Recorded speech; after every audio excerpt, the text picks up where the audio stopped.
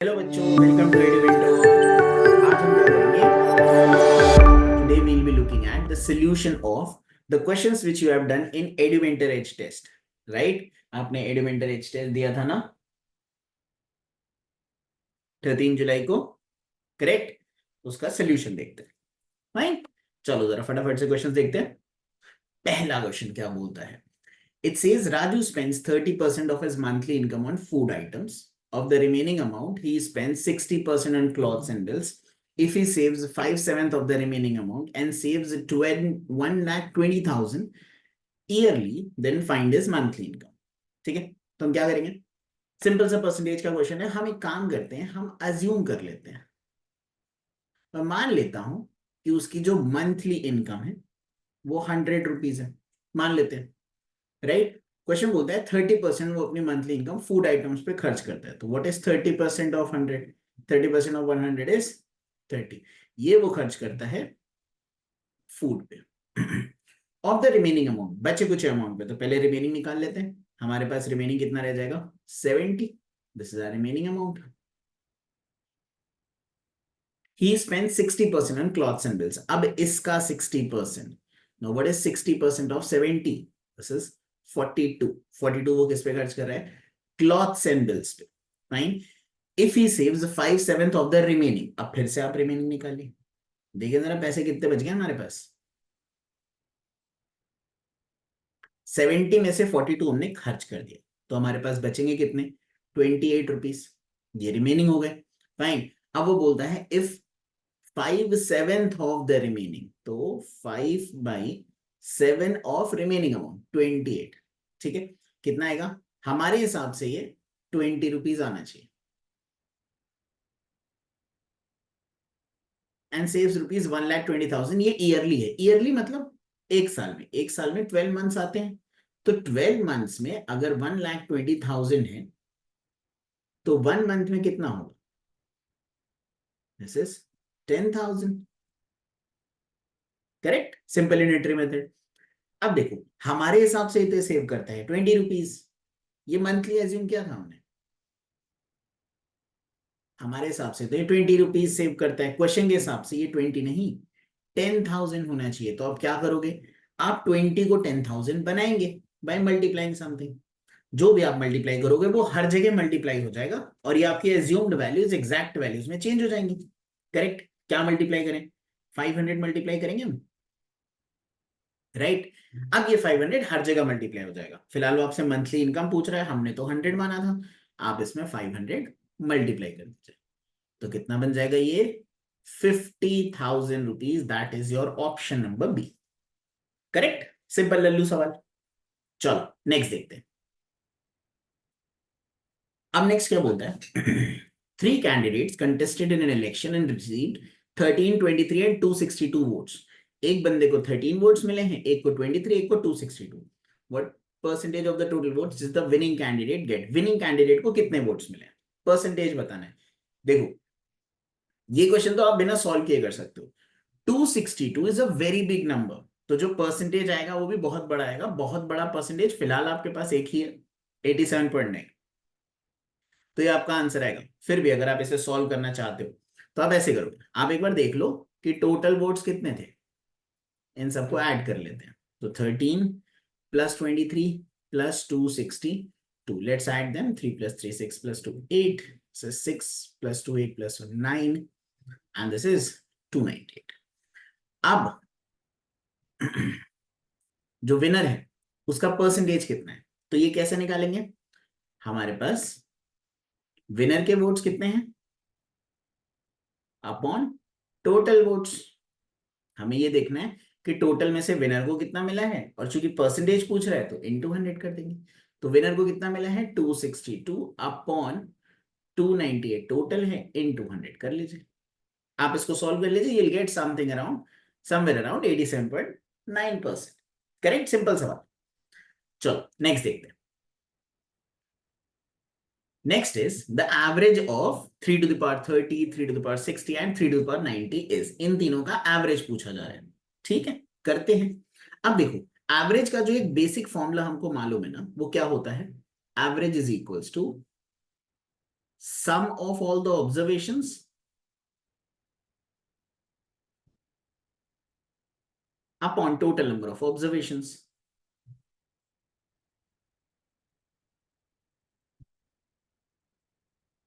यही होता है, करेक्ट। तो अगर आपको इन तीनों का एवरेज निकालना होगा तो आप कैसे करेंगे, इन सबको सम कर देंगे, divide by number of observations. Number of observations 3 है, तो करते हैं कैलकुलेट। तो एवरेज कितना आएगा, सबको ऐड करेंगे तो 3 की पावर 30 प्लस 3 की पावर 60 प्लस 3 की power 90 divide by number of observations. Number of observations है 3।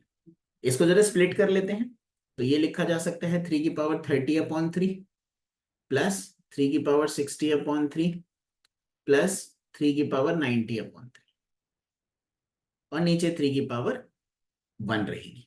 ठीक है, अब एक छोटा सा रूल है जो हम समझते हैं कि a की पावर m अपॉन a की पावर n, ये आपका a की पावर m माइनस n होता है ना, राइट। तो अगर हम सेम लॉजिक लगाएं तो 3 की पावर 30 अपॉन 3 की पावर 1 विल बी 3 की power 30 minus 1 which is 29। Similarly इधर 3 की पावर 59 एंड इधर 3 की पावर 89। तो आपका आंसर क्या आएगा, ऑप्शन नंबर सी, 3 की पावर 29 प्लस 3 की पावर 59 प्लस 3 की पावर 18। Correct, fair enough. चलो नेक्स्ट देखते हैं। फोर्थ क्वेश्चन क्या बोलता है, the average of three number 70 star 7 and 5 star is 57। If star represents the same digit then it must be. आपके पास चार ऑप्शंस, ठीक है। तीन नंबर्स का एवरेज दिया है ना, एवरेज होता क्या है, अगेन वही sum of all the observations upon total number of observations, right. आपको एवरेज दिया है 57, सम अभी आप ऐड करोगे इन तीनों को, नंबर ऑफ ऑब्जर्वेशंस 3 है, तो इसको जरा इधर भेज देते हैं 3 को। तो जो आपका सम आना चाहिए वो क्या आना चाहिए, 57 into 3 which is 7 into 3 is 21, 5 into 3 is 15 plus 2 70, it should be 171। Correct.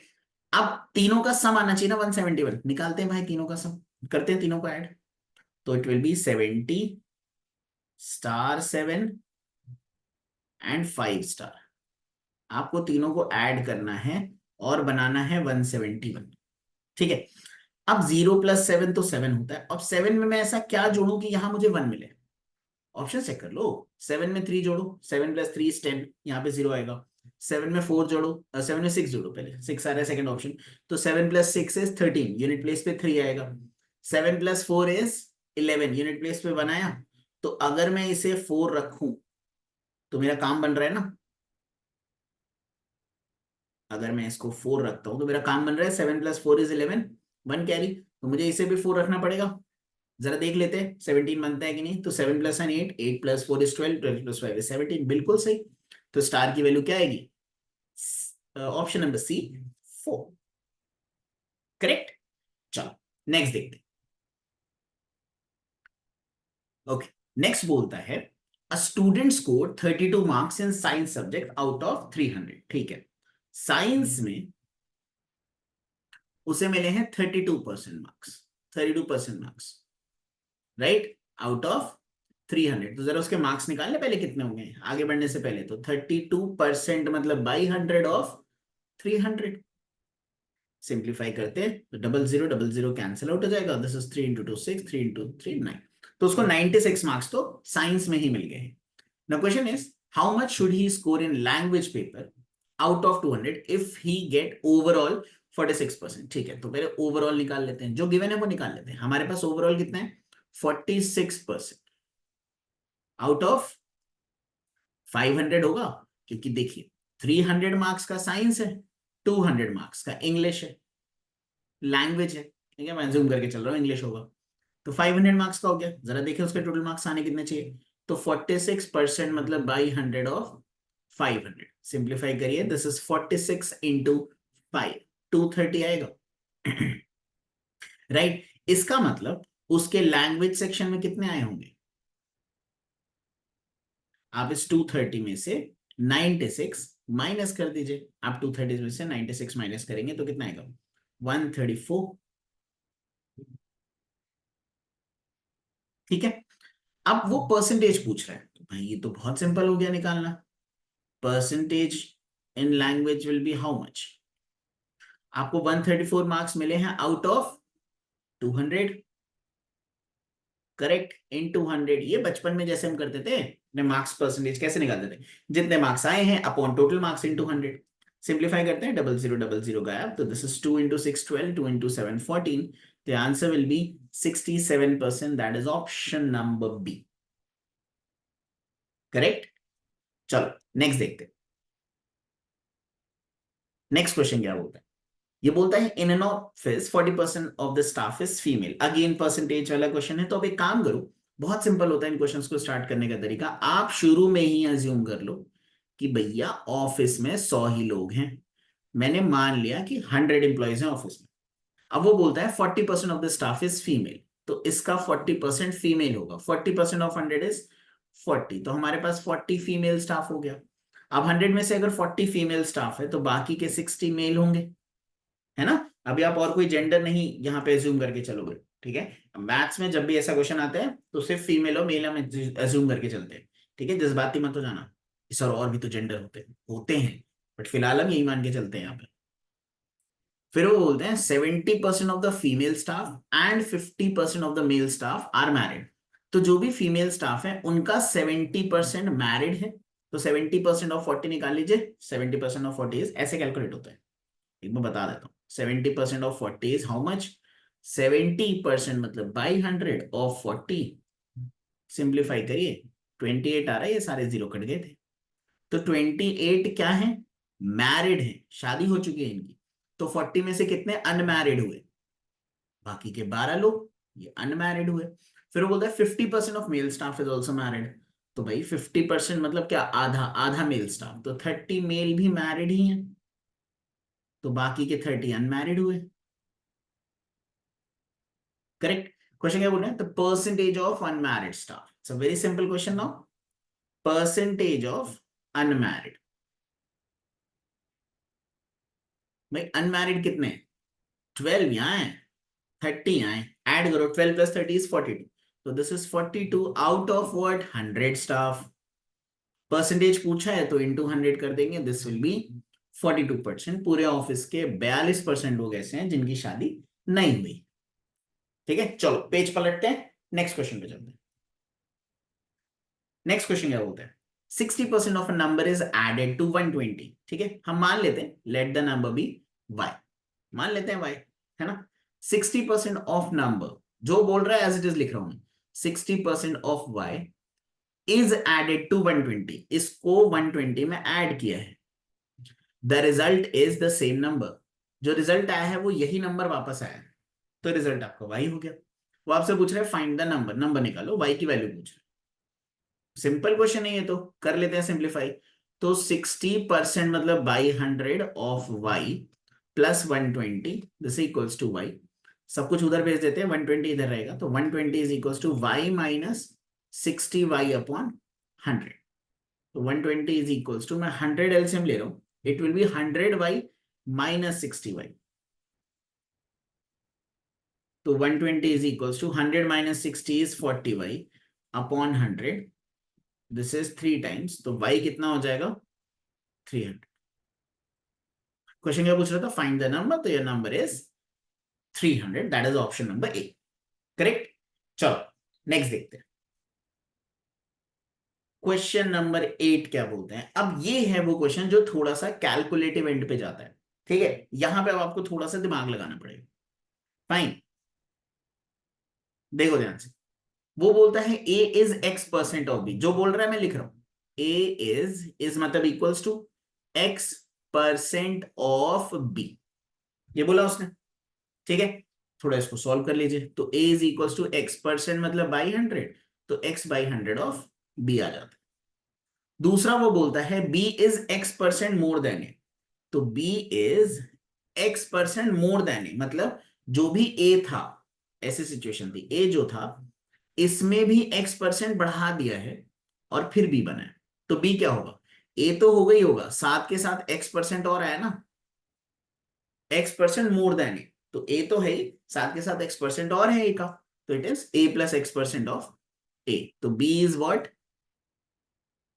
a अगर मैं कॉमन ले लूं 1 प्लस x%, तो x बाई 100 हो जाएगा, ठीक है, चलो थोड़ा सॉल्व करते हैं। अब मैं a को उठा के एक्स बी अपॉन 100 यहां से उठा करके यहां रख रहा हूं, तो b क्या हो जाएगा, x B upon 100 into 1 + x/100। इसको थोड़ा सा कैंसिल आउट करते हैं, ठीक है, सिंप्लीफाई करते हैं, इसको इधर भेज देंगे तो 100 upon X will be equals to what, 1 + x upon 100। थोड़ा सॉल्व करते हैं, तो 100 upon X is equals to, मैं 100 एलसीएम ले रहा हूं, इधर आ जाएगा 100 + x, तो ये वाला 100 इधर आएगा, तो 100 इंटू 100 इज 10,000, और ये x उधर जाएगा तो it will be 100x + x²। तो क्वाड्रेटिक इक्वेशन अगर मैं सीधी करके लिखूं तो x² + 100x माइनस 10,000 आएगा, दिस इक्वल्स टू 0। ठीक है, अब यहां पे आपको क्वाड्रेटिक इक्वेशन सॉल्व करनी आनी चाहिए, आपको x की वैल्यू निकालनी। ठीक है, x की वैल्यू निकालने का कैसे फॉर्मूला होता है, आप यहां पे डायरेक्ट क्वाड्रेटिक फॉर्मूला लगाओ। मैं एक बार आपको याद दिला देता हूं क्वाड्रेटिक फॉर्मूला क्या था।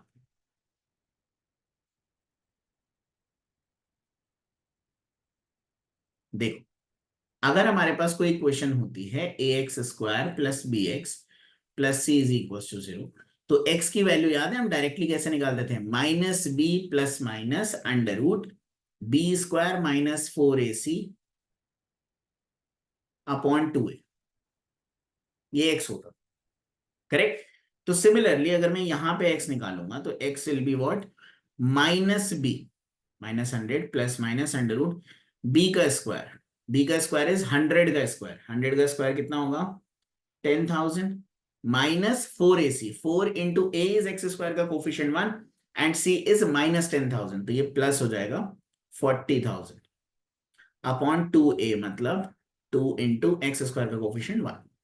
तो सिंप्लीफाई करते हैं, -100, देखो माइनस वैल्यू लेके फायदा नहीं है क्योंकि x की वैल्यू पॉजिटिव में पूछ रहा है वो, है ना, नेगेटिव वैल्यू से पूछी नहीं है, तो मैं प्लस वाला पोर्शन ही ले लेता हूं, this will be 50,000 divide by 2।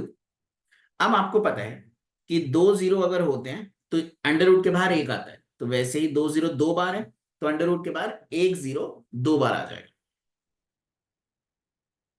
Correct. हम वो 1 0 2 बार निकाल देते हैं, हेलो, निकालते हैं, तो this is what, -100 plus minus, अच्छा प्लस माइनस चल ही रहा था, हम बाद में नेगेटिव एक्सक्लूड कर देंगे, तो 100 √5/2। अब मैं यही चीज ना जरा लेफ्ट में सॉल्व कर रहा हूँ ढंग से लिख करके, तो x मेरे पास क्या आ गया है, अगर मैं 100 कॉमन ले लूं तो मेरे पास आता है -1 प्लस √5/2, नेगेटिव वाली वैल्यू तो लेनी नहीं, ठीक है, तो this will be what, 100 into, आप √5 सॉल्व करोगे ना तो ये 2.2 समथिंग आता है, अप्रोक्सीमेटली ऐसे ही कुछ होता है, √4 उससे थोड़ा ज्यादा होगा, ठीक है। तो आप इसे सिंप्लीफाई करिए, 2.2 - 1 इज 1.2, तो 100 इंटू ये हो जाता है 1.2 अपॉन 2, तो this is 100 into 0.6 which is 60, तो अप्रोक्सीमेटली 60% के आसपास आंसर होगा, that's your answer will be 62%। ठीक है, अब ये वाला क्वेश्चन ना आप ऑप्शन से भी कर सकते हो, ठीक है, ऑप्शन से कैसे, जब आप इस वाले क्वेश्चन पे पहुंच जाओ ना, यहां पे आप ये सारी वैल्यू रख करके देखना स्टार्ट करो, 50 रख के देख लो, x को 50 रखो तो 100/50 इज इक्वल टू 1 + 50/100, नहीं आएगा। 62 रखोगे ना तो एग्जैक्ट नहीं आता है, लेकिन हाँ वो 0.44 का शायद डिफरेंस आता है और वो वैल्यू मिल जाती है। तो you can try by options also from here if you are not comfortable with quadratic, but if you are good with quadratic तो मैं तो बोलूंगा आप सॉल्व कर लो, कोई ज्यादा वो नहीं है, ठीक है। चलो नेक्स्ट पे चलते, question number 9। Okay okay, question क्या बोलता है, प्रपोर्शन जैसा क्वेश्चन दिख रहा है, this is 1/3 is equals to, this is mix fraction 1/2/3 upon x, ये बोला है उसने, ठीक है। भैया मिक्स फ्रैक्शन को कैसे करते हैं, जैसे अगर a/b/c है, मिक्स फ्रैक्शन को प्रॉपर फ्रैक्शन में कैसे लिखते हैं, डिनोमिनेटर में c आएगा, फिर c इंटू a और प्लस b, करेक्ट। थोड़ा सॉल्व करते हैं इसको, तो 1/2/3 क्या लिखा जाएगा, नीचे आएगा 3, ऊपर आएगा 3 into 1 + 2, 3 into 1 is 3 plus 2 upon 3, तो ये आएगा 5/3। तो क्या बन जाएगा 1/3 इज इक्वल टू, ये हो गया 5/3 और नीचे x तो है ही, तो 3 और 3 कैंसिल, x उस तरफ चला जाएगा, x की वैल्यू क्या आ गई 5। तेरा answer is option number B 5, correct. चलो नेक्स्ट देखते, क्वेश्चन बोलता है the greatest ratio out of 2:3, 5:4, 3:2 and 4:5 is, इनमें से सबसे बड़ा रेशियो कौन सा है? तो बहुत सिंपल है, नंबर्स ही बड़े सिंपल सिंपल गिवन है, ठीक है। तो आप इनको डायरेक्टली ही डिवाइड करके निकाल लो। जैसे आप 2/3 को अगर आप डिवाइड करोगे तो you will get somewhere around 0.66। 5/4 को आप डिवाइड करेंगे तो दिस विल बी 1.25। 3/2 आप करेंगे तो दिस इज 1.5। 4/5 आप करेंगे तो दिस इज समवेयर अराउंड 0.8।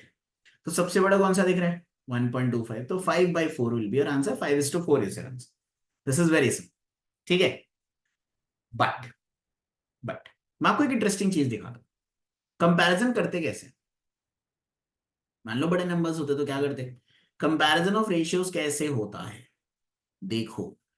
मान लो आपको दो रेशियो गिवन है, लेट्स सपोज आपको two ratios, there are two ratios given to you, A/B and C/D, and you are suppose to compare them कि कौन सा बड़ा है, ठीक है। तो what you are suppose to do is cross multiply करिए। क्रॉस मल्टीप्लाई कैसे, A/B C/D था, ये इधर मल्टीप्लाई करिए ऊपर, ये इधर, तो ये क्या बन जाएगा A × D, ये बन जाएगा B × C, correct. Now compare, और अब आप बता पाओगे कौन सा नंबर बड़ा है कौन सा छोटा, कैसे मैं समझना। जैसे A × D अगर बड़ा आया ना तो फिर वो लेफ्ट वाला नंबर बड़ा है, B × C बड़ा है तो राइट वाला नंबर बड़ा है। जैसे मैं आपको एग्जाम्पल के थ्रू समझाता हूँ, आपको बेहतर समझ में आए। तो मान लेते हैं एग्जाम्पल ले लेते हैं, मुझसे पूछा गया कि भैया 7/8 और 9/10 में कौन सा बड़ा है, तो मैं क्या करूंगा, मैं क्रॉस मल्टीप्लाई कर दूं, मैं ये इधर मल्टीप्लाई कर दूंगा इधर, तो ये बन जाएगा 10 × 7 70, ये बन जाएगा 9 × 8 72, 72 बड़ा है ना, तो ये 9/10 बड़ा होगा 7/8 से। समझ रहे हो, इट्स वेरी सिंपल।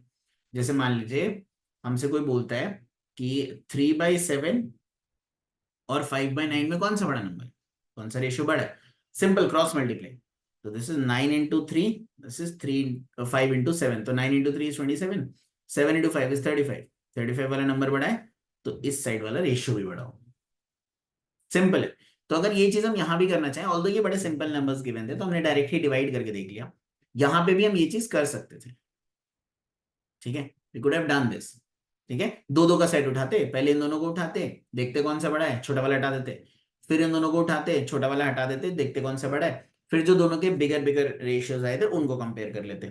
ठीक है, कॉम्प्लिकेटेड रेशियोज में ये तरीका बहुत मदद करता है। चलो नेक्स्ट देखते हैं, let's move on to the next one. Question क्या बोलता है, the salaries of A, B, C are in the ratio of 2:3:5। ठीक है, if the increments of 15%, 10%, 20% are allowed respectively in their salaries, then what will be the new ratio of their salaries? ठीक है, अरे बहुत simple है, ratio क्या है salary का इस वक्त 2:3:5। तो मैं एक काम करता हूं, मैं ना अज्यूम कर लेता हूं, लेट मी अज्यूम कि इधर सैलरी 200 रुपए है, इधर सैलरी 300 रुपए है, और इधर सैलरी 500 रुपए है। ठीक है, ये ए है, ये बी है, ये सी है। तो चलो ए को पकड़ते हैं। अब ए की सैलरी का 15% इंक्रीमेंट हुआ था, अब बताओ 200 रुपए इसकी सैलरी है, 15% बढ़ गए, आप निकाल लीजिए व्हाट इज 15% ऑफ 200। 15% क्या आएगा, 15% विल बी 30, तो दिस विल बी 230 हो जाएगी सैलरी, करेक्ट।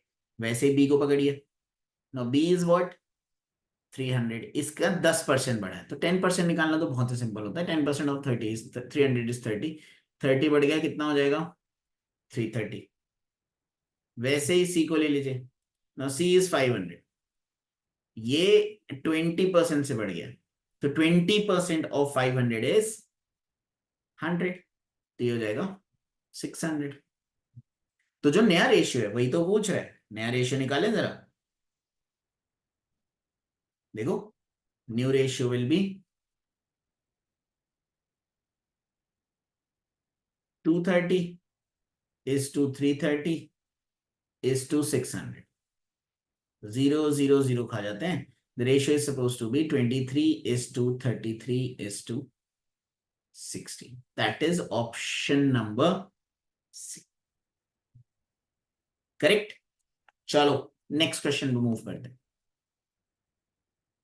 नेक्स्ट बोलता है the average of first 10 even numbers. Now this is very simple. The average of first 10 even numbers आप ये लिख के कर सकते हो. साथ के साथ मैं आपको एक इंटरेस्टिंग चीज बताता हूं. शुरू के 10 इवन नंबर्स लिखे. अब यहाँ पे ना सवाल आना चाहिए आपके मन में कि सर ये इवन होल नंबर्स की बात कर रहे हैं, इवन नेचुरल नंबर्स की, क्योंकि होल नंबर्स 0 से स्टार्ट होते हैं, इवन नेचुरल नंबर्स 2 से स्टार्ट होते हैं. ठीक है, जब कुछ मेंशन ना हो ना तो हम नेचुरल नंबर्स मान के चलते हैं. ठीक है, तो शुरू के 10 इवन नेचुरल नंबर्स क्या होंगे?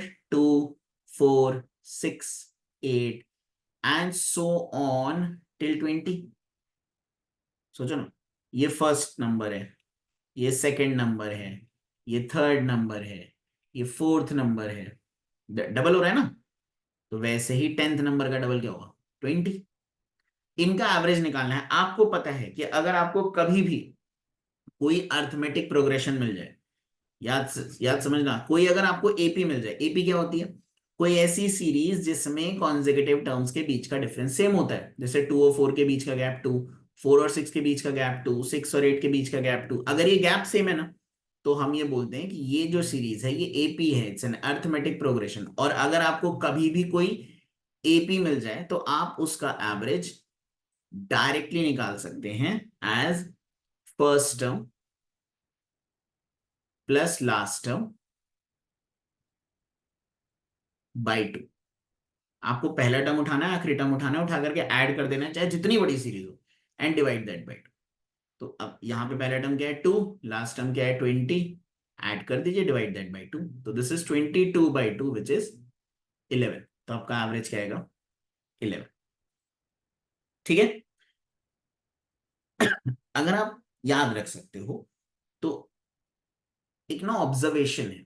ऑब्जर्वेशन क्या है? जो एवरेज होता है, average of first n even natural numbers, वो n+1 होता है. तो अगर यहां से फर्स्ट 10 इवन नेचुरल नंबर्स की वजह 20 पूछता ना, तो हम डायरेक्टली आंसर बता सकते थे 21. 30 पूछता तो 31, 40 पूछता तो 41, 74 पूछता तो 75 आता. सिंपल है.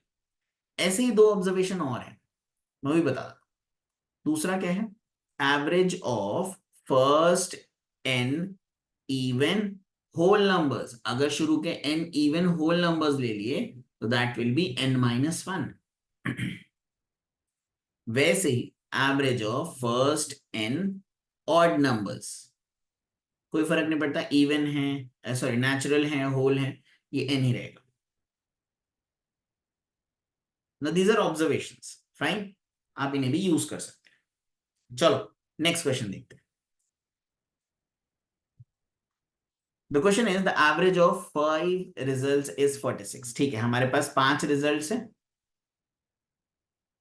इनका एवरेज दिया है 46. वो बोलता है and that of first 4 is 45. शुरू के 4 जो हैं उनका एवरेज 45 है. क्वेश्चन क्या है? Fifth result. वो बोल रहे हैं भैया ये बताओ ये क्या था. अब देखो, इस क्वेश्चन को दो तरीके से किया जा सकता है. ठीक है, एक होता है आपका ट्रेडिशनल तरीका, पहले वो देख लेते हैं. ट्रेडिशनल तरीका क्या बोलता है? एवरेज का सरकारी फॉर्मूला यूज करने को बोलता है. एवरेज का सरकारी फॉर्मूला क्या है? Sum of all the observations upon total number of observations.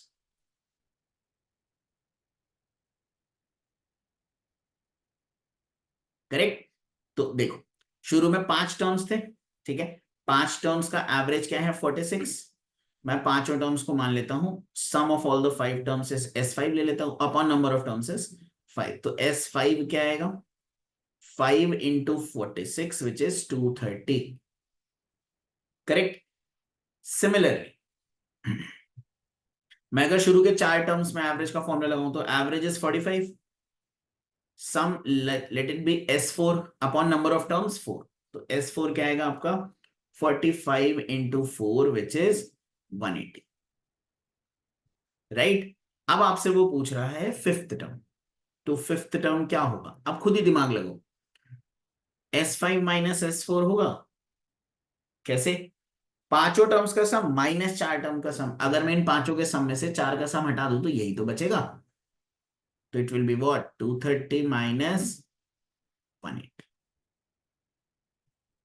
Correct? 230 minus 180 will be how much, 50। Your answer will be option number D, 50। ठीक है, मैं आपको एक ऑल्टरनेट तरीका बताता हूं इसको करने का। There is an alternate way, के मान लेते हैं इसको। अब सुनना, एवरेजेस में क्या होता है, ध्यान समझना, यही इंपॉर्टेंट है। एवरेजेस में क्या होता है, there is something known as concept of equal distribution. There is something known as concept of equal distribution. Concept of equal distribution क्या बोलता है कि आपकी क्लास का जो भी एवरेज है ना, आप मान लो कि हर कोई उतनी ही वैल्यू का है। ठीक है, जैसे मान लेते हैं यहाँ 5 बच्चे बैठे थे, उनका एवरेज 46 रुपीज है और शुरू के 4 बच्चों का एवरेज 45 रुपीज है। तो कॉन्सेप्ट ऑफ इक्वल डिस्ट्रीब्यूशन आपसे ये बोलता है कि आपकी क्लास का जो भी एवरेज है, आप मान लीजिए हर बच्चे पे उतना ही पैसे है। तो 5 बच्चे थे क्लास में, क्लास का एवरेज 46 है ना, तो आप ये अज्यूम कर लीजिए कि सब पे 46 रुपीज, सब पे। ठीक है, तो हमारे पास जो के बैठा हुआ है उस पे भी तो 46 रुपीज होगा।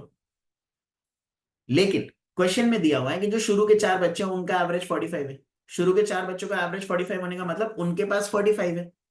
अब पूरी क्लास का एवरेज 46 है, मतलब सब पे 46 होना चाहिए, लेकिन शुरू के 4 बच्चों के पास सिर्फ 45 ही है ना, तो सब पे 1-1 रुपए कम है।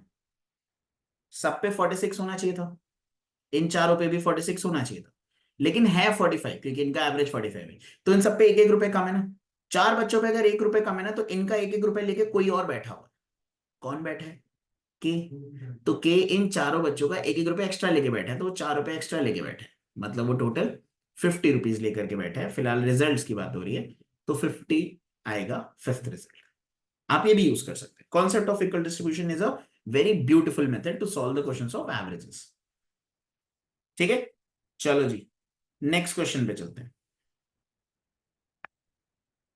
नाउ द क्वेश्चन क्या बोलता है, the salary of mister X is 30% more than that of mister Y. ठीक है, तो मिस्टर वाई की सैलरी से 30% ज्यादा है मिस्टर एक्स की सैलरी।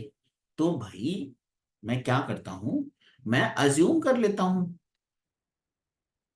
मैं मान लेता हूं कि वाई की सैलरी 100 रुपए, उसको 30% आप बढ़ाएंगे तो 30 बढ़ जाएगा, एक्स की सैलरी कितनी हो जाएगी, 130। क्वेश्चन क्या पूछ रहे हैं, what percent of mister Y salary is less than mister X. तो वाई की सैलरी एक्स से कितनी कम है, मतलब वो बोल रहे हैं कि अगर यहां से यहां जाओगे तो कितने परसेंट का चेंज है, वो ये पूछ रहा है। ठीक है बेटा, देखो परसेंटेज चेंज निकालना है आपको, कितने परसेंट का चेंज हुआ है। परसेंटेज चेंज निकालने का जो तरीका होता है वो क्या होता है, आप ये देखो कितने का चेंज हुआ है और किस पे हुआ है, what is the initial amount. ठीक है, इंटू 100। अब देखो आप 130 से 100 जा रहे हो ना, तो इसका मतलब 30 का रिडक्शन है, इट इज -30 अपॉन किस पे है, 130 पे है, इंटू 100। तो सिंप्लीफाई करिए, दिस इज व्हाट, 300 अपॉन 13%। ठीक है, इसको सिंप्लीफाई करते हैं तो कितना आएगा, 13 इंटू 2 इज 26, 40 बचेगा, 13 into 3 is 39, 23 point some percent आएगा। 23 पॉइंट सम परसेंट ऑप्शन ही एक है, तो that will be your answer. Right, simple सा। आप 100 की जगह कुछ और भी अज्यूम करते ना, आपका आंसर नहीं चेंज होता, फाइनल आंसर हमेशा सेम रहेगा। चलो अब चलते हैं अपने आखिरी क्वेश्चन की तरफ। ये क्या बोलता है, the price of an article has been reduced by 25%। ठीक है, कोई आर्टिकल है उसका प्राइस 25% से कम कर दिया गया है। कोई भी इनिशियल प्राइस रहा होगा, अब उसका फाइनल प्राइस है ये। अब क्वेश्चन क्या पूछ रहे हैं, to restore the original price the new price must increase by. तो वही वो बोल रहे हैं वापस, लास्ट वाले क्वेश्चन है कि भाई मुझे यहां से यहां वापस जाना है, बताओ कितने का चेंज होगा। अब तो बहुत सिंपल है ना, हम अज्यूम कर लेंगे भैया ये 100 है, मान लिया। अब इसको अगर 25% से कम करना है, तो 25 रुपीज कम हो जाएगा, 25% ऑफ 100 इज 25, ये हो जाएगा 75। अब आपको 75 से 100 जाना है, तो निकालिए कितने परसेंट का चेंज है। 75 से 100 जाने में 25 बढ़ रहा है, किस पे बढ़ रहा है, 75 पे बढ़ रहा है, into 100। So this is 1 by 3 of 100. 1 by 3 of 100 is 33.33%. That is option number A. समझ में आती बात? परफेक्ट. चलो, बस आज के लिए इतना ज्ञान बहुत. Thank you so much for listening. अब हम आपसे मिलेंगे सेशंस. Happy learning.